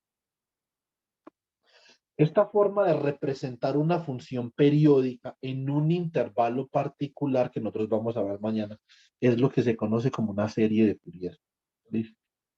Una serie de Fourier es una representación de funciones periódicas en un espacio funcional cuya base es esta base que yo tengo acá. Eso es una serie de Fourier. Y vamos a probar que minimizando el error cuadrático medio de la representación, yo puedo determinar este coeficiente a sub 0, a sub m y b sub m. Entonces esta, digamos, es como la primera aproximación a la teoría de funciones que nosotros vamos a estar revisando en el curso. Esto es muy introductorio. Mañana, digamos, vamos a elaborar matemáticamente un poquito más para poder hallar esos coeficientes de Fourier. ¿Listo? Y a partir de ahí, entonces ya hacemos, digamos, una extensión natural a lo que conocemos nosotros como la representación de los espectros continuos. Estos espectros son discretos. Mañana les explico cuál es la diferencia entre un espectro discreto y un espectro continuo. Bueno, antes de cerrar, me gustaría saber si ustedes tienen algún comentario, alguna pregunta o cerramos de una vez. Omar tenía una pregunta, Omar. Profe, le iba a pedir un favor. ¿Puede por favor quitar ese de X donde lo puso? ¿Cuál? Ese de ahí, el rosado, sí. ¿Por qué? Porque no sé, a mí me da como que una embolia, verlo así, como que, no sé, yo estoy acostumbrado a que la integral abre y el de X cierre. Entonces así como que Pues yo causa creo que es estrés. bueno que se vaya desacostumbrando porque eso en física es bastante poco común. En física, típicamente, nosotros colocamos primero el diferencial y después el resto. Nunca he visto eso. Al momento no, profe. Y entonces, por ejemplo, usted, por ejemplo, ve la ley de Coulomb para el campo eléctrico. E de R, típicamente usted la va a ver así. 1 sobre 4 pi epsilon sub 0, la integral de volumen sobre D3R' de rho de R'. A mí esto también me causaba cierta dificultad cuando lo leía la primera vez. Es que yo no, pero yo no estoy seguro si en matemáticas esto también es así o no. Tenía que preguntarle a Nicolás. Nicolás, ¿usted está por ahí? Sí, profe, aquí estoy. ¿Esto qué tan común es en matemáticas? Que no sé. No, igual, pues más que todo, o sea, yo tanto en física como en matemáticas lo he visto así, en los libros, por ejemplo, de físico-matemática, de cuántica, también lo he visto así. Sí, sí, eso es bastante común, Omar. Lo que pasa es que, digamos, en los primeros semestres, me No, porque yo he imagino que visto esa y no la vi así, yo la vi igualita, pero con el DR del otro lado. El DR3. Pues, no, tres. o sea, es bastante común que el diferencial vaya primero. Yo voy a explicar por qué. Resulta que cuando usted, por ejemplo, hace teoría clásica de campos, usted tiene que integrar con respecto a muchas variables, ¿cierto? Ujú, ujú. Entonces usted comienza la expresión, digamos, marcando la referencia con respecto a qué está integrando, ¿sí o no? Entonces, por ejemplo, cuando usted tiene, digamos, la función de Green, ¿sí o no? Entonces usted tiene acá, usted tiene, o sea, usted tiene una vaina como G de R menos R prima, T menos T prima, ¿cierto? Por una excitación F de R prima T prima. Acá sería D3 de R prima por DT prima, ¿cierto? Ahora, usted puede integrar ahí con respecto a varias vainas, puede integrar con respecto a R, R prima, T y T prima. Entonces, como para marcar la referencia, esto, digamos, es una especulación, ¿sí o no? Esto no lo he leído yo en ningún libro no sé, de la etimología de la física matemática ni nada por el estilo, ¿cierto? Entonces, esto es una especulación de la experiencia que yo tengo en física matemática y es que acá, entonces, digamos, uno marca la referencia con respecto a lo que uno va a integrar, ¿cierto? Entonces, y coloca típicamente primero los diferenciales. Aunque yo entiendo la confusión, pues, ¿cierto? Y pues yo no tengo problema en cambiar ese condenado diferencial de X de ahí para el final, porque es que matemáticamente digamos que no marca ninguna diferencia, aún más cierto, o sea, es que es lo mismo. Pero digamos que en los libros de física matemática, usted no lo va a encontrar así típicamente, ¿cierto? Entonces, en los libros de ingeniería sí, ¿cierto? Entonces, en los libros de ingeniería sí, pues que todo lo de ingeniería es sumamente confuso. Entonces, pero en los libros de física matemática, seguro que no. ¿Sí? Entonces, digamos que la recomendación que yo le puedo dar en este momento es que trate de acostumbrarse, pero mientras se acostumbra, digamos, eso le puede causar cierta dificultad. Eso a mí me causaba mucha dificultad. Ya casi no. Me Pues enerva la naturalmente sangre, profe, me enerva la sangre eso. pues ya casi no, naturalmente yo escribí todo un libro con esa anotación. Entonces, obviamente que ya no me causa dificultad, pero pues con el tiempo, y usted comienza a ver artículos, comienza a ver libros de teoría de campos, etcétera, de relatividad general, va a comenzar a encontrarse con esa convención muy a menudo. Ahora, eh, digamos que matemáticamente, a no ser de que el diferencial sea un operador, eso no tiene ningún problema, ¿cierto? Matemáticamente no. Si el diferencial, si usted estuviera integrando con respecto a un operador, que ya tendríamos que definir cuál es la integral de un operador, entonces eso ya es otra vuelta, ¿cierto? Y ahí sí es obligatorio que el diferencial vaya de primero, ¿sí o no? Si no, no. Entonces, puede ir así sin ningún problema. Bueno, pues entonces acá lo puse como marquería. Ustedes pueden utilizar, pueden colocar ustedes el diferencial en el orden que a ustedes mejor les parezca. No hay ningún problema. ¿Listo? Gracias, profe, gracias. Bueno, ¿algún otro comentario, pregunta o alguna vaina que le parezca a esas tres o a esas dos? Yo tengo una duda, profe. Dime. Esto, pues es como, o sea, no es como tal de lo que vimos hoy, pero sí es como referente al tema. Mm, por ejemplo, ¿es posible hacer física con espacios cuya base no sea ortogonal? Sí, sí es posible. Física, sí. O sea, usted tendría que separar, digamos, esa pregunta. Yo, si me permite, se la separo un poquito. Entonces, se la voy a separar así. Acá usted debe de hacerse la pregunta física de sistemas cerrados, ¿cierto?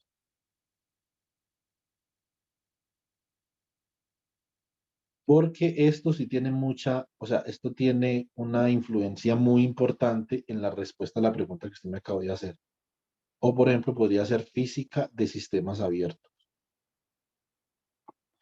Entonces, yo primero digamos que voy a abordar la primera parte. Entonces, en la física de sistemas cerrados, Nicolás, es importante más que la base para representar los estados del sistema físico sea una base ortogonal, porque, por ejemplo, los estados coherentes no son una base ortogonal, ¿cierto? Entonces, más que eso, debe ser una base normalizada, eso sí. Si el sistema físico es cerrado, la base debe ser normalizada. Eso es el requerimiento axiomático para hacer física. Ahora, si usted tiene sistemas abiertos, eh, puede que las bases locales sean normalizadas, pero las globales no, ¿cierto? ¿Por qué? Porque los brackets en sistemas abiertos, este bracket o su magnitud al cuadrado, ¿cierto? Va a ser proporcional a una vaina como E a la menos gamma medios por T. Eso significa que en la medida que el tiempo va pasando, la probabilidad no se conserva. Y si la probabilidad no se conserva, digamos que usted bien sabe por su gran trabajo de tesis que hizo, que eh, mm, la base no necesariamente está normalizada, ¿cierto? O la constante normalización no es una constante más bien, ¿cierto? Entonces, Digamos que para sistemas abiertos la cosa ya cambia mucho. Entonces ahí para sistemas abiertos, digamos que esa pregunta es una pregunta complicada, porque depende de muchas cosas, pero en general la base de los sistemas abiertos no es una base normalizada porque la probabilidad se disipa. Para sistemas cerrados siempre tiene que estar normalizado, más no necesariamente ortogonal. ¿Sí me explico? Sí, profesor.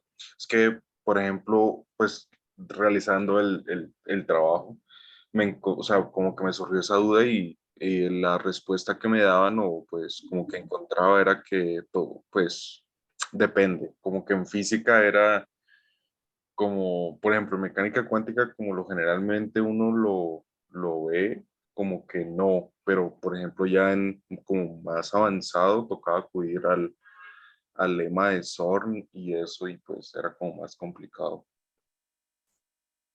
Y lo que pasa es que uno en mecánica cuántica tendría que preguntarse si estamos hablando de sistemas cerrados o abiertos. Pues estamos hablando de sistemas abiertos, inclusive la lógica, como usted y yo una vez hablamos de eso, creo recordar.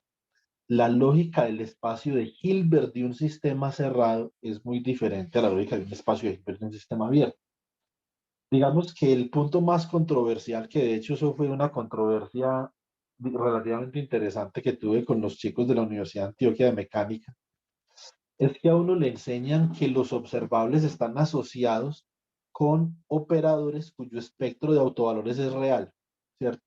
Y eso solamente es cierto si la base está normalizada y si el sistema cuántico es cerrado. Si usted intercambia partículas o energía con el entorno, ya no es cierto.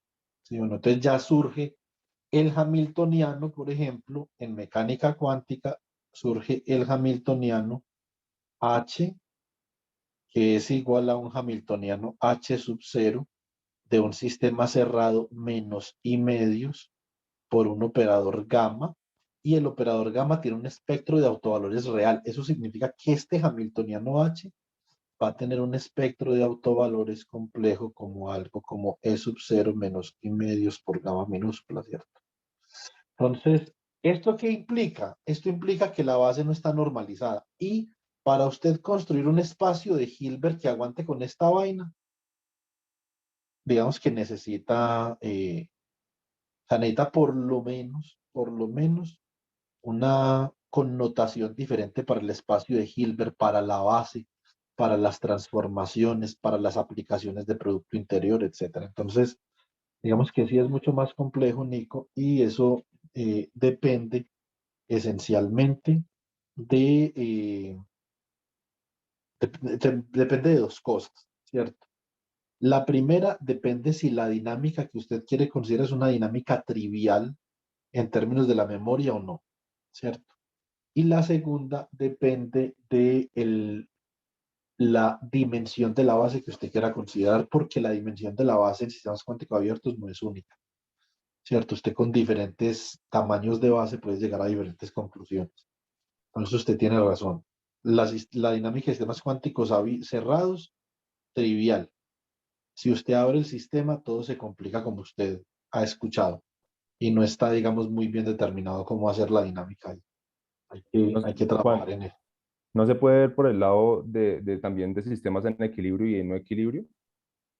No, porque los sistemas en equilibrio son necesariamente sistemas abiertos, ¿cierto? Los sistemas por fuera del equilibrio son sistemas cuya evolución temporal es muchísimo más complicada que la de un sistema en equilibrio, pero ambos son abiertos. Lo que pasa es que uno es un sistema abierto que ha termalizado con un reservorio y el otro es un sistema abierto que no tiene propiedades termodinámicas bien definidas. ¿Sí pilla? Sí, sos. Ok.